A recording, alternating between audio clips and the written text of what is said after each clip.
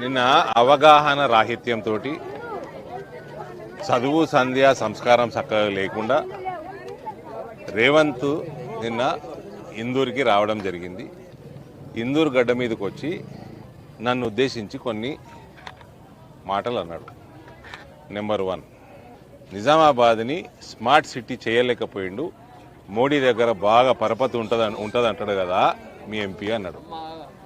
మా నాయకుని దగ్గర నా పరపతి ఎంత ఉందో లేదో నేను ఎన్నడూ బయట మాట్లాడలేదు. నేను ఫస్ట్ స్మార్ట్ సిటీ ఏ రకంగా చేస్తారో నేర్చుకో. కల్వకుంట్ల దగ్గర పైసలు ఎట్లా వేసుకపోవాలన్నది నీ జ్ఞానం బాగుంది. బ్లాక్మెయిల్ టాక్టిక్స్ నిన్ను మించినోడు ఎవడు లేడీ ప్రపంచంలో, అది మాకు ఐడియా ఉంది.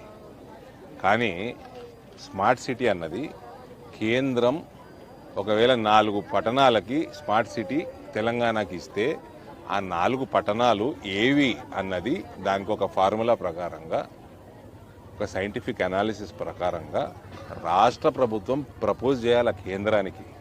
అంతా కూడా నాలెడ్జ్ లేనోనివి నువ్వు ఏ రకంగా నువ్వు ముఖ్యమంత్రి పదవికి అర్హుడివి చెప్పు నాకు.